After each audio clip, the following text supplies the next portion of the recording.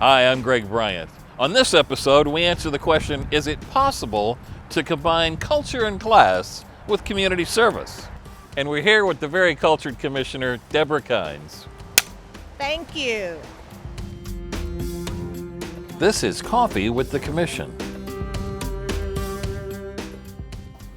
Commissioner, thanks for joining us here today. Love being here. Thank you for asking me. You're welcome.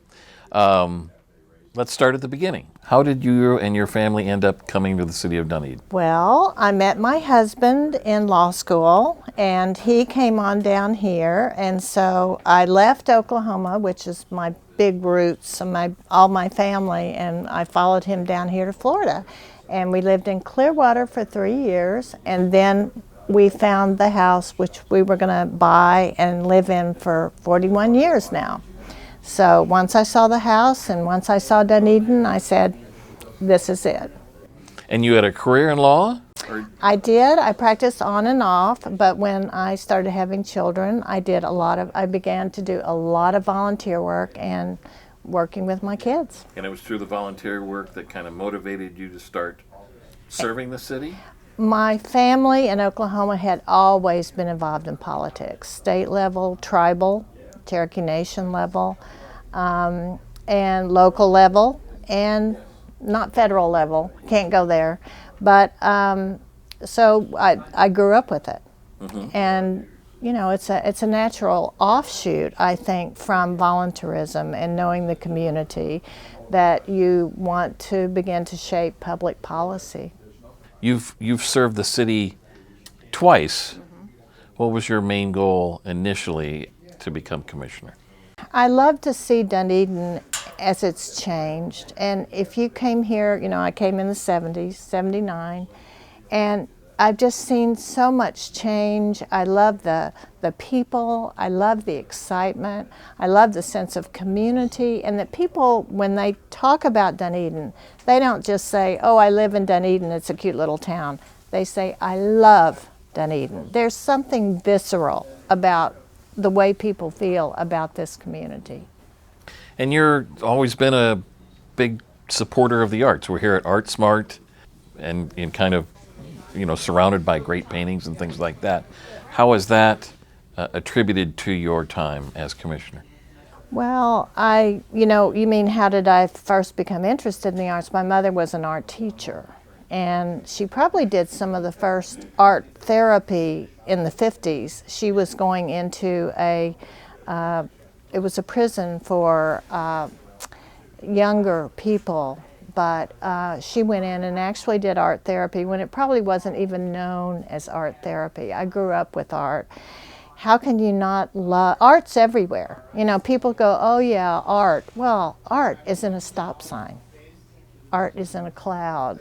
Art is in beauty wherever it is. And how can you not love art?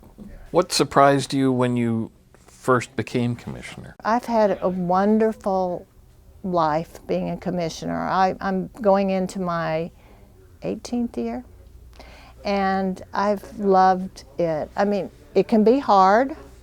Sometimes you really sort of feel like you're sort of living in a little bit of a fishbowl, you know. I mean, that's true, but I've just loved it. I've been so blessed to work with so many different people, and so many people that have truly cared about all different avenues of the quality of life of our city.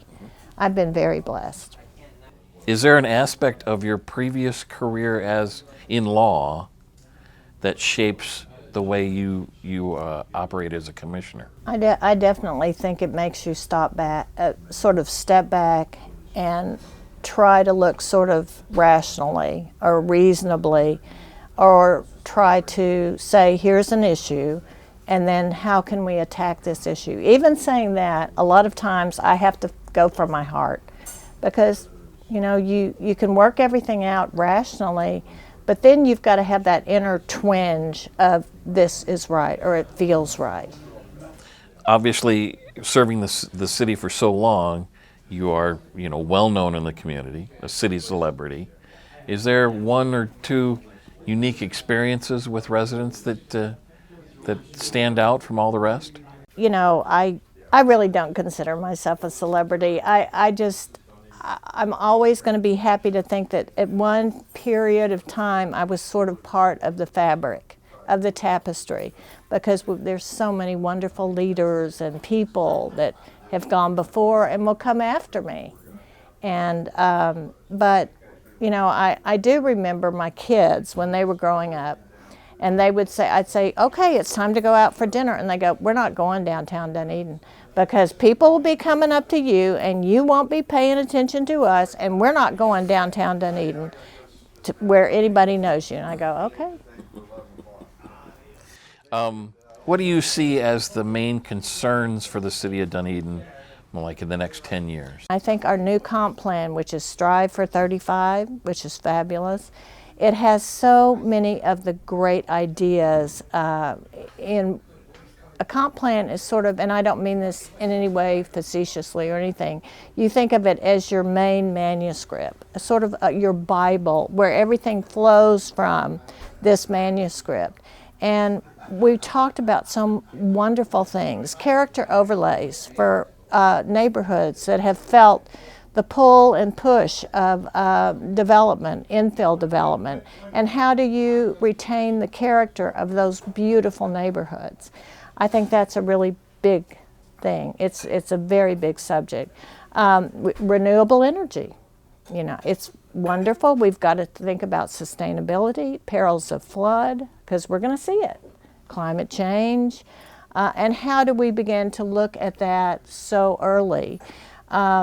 Another thing is compatibility. We've had some real discussions on compatibility, but it's strongly in our new Strive for 35, and there's parameters on scale, mass, and height.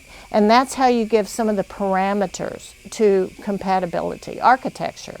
You know, we have a new architectural review committee. That is wonderful. And our architectural book is included in our comp plan. I think that is, we have a book of designs. And so I think that we're trying to address a lot of things between all the renewable energy, climate change, the arts, historic preservation. This is the first time they have actually been in the comp plan, included as important parts of it. And I'm very proud of that. What's the best thing about being a commissioner? There's two best things. There's people and issues, because you could never, ever be bored, ever, because people are always fascinating. And I've seen, sometimes, you know, you think, oh, but on the whole, you can see the best of the spirit of people. You can just see it. It's just going to come out and it's going to shine, and those moments are worth any time you felt a little down or anything. And to see good public policy and see it really shape a community, a small community, and people join in and add to that. I mean, it's always all of us. It's our Dunedin. It's all of us that have contributed. Commissioner, thanks for joining us here. I've loved it. Thank you so much. Thanks for watching this episode of Coffee with the Commission. A special thank you to Art Smart Coffee Gallery, home of the best iced coffee in Tampa Bay, at 1275 Bayshore Boulevard. This is a Dunedin television production.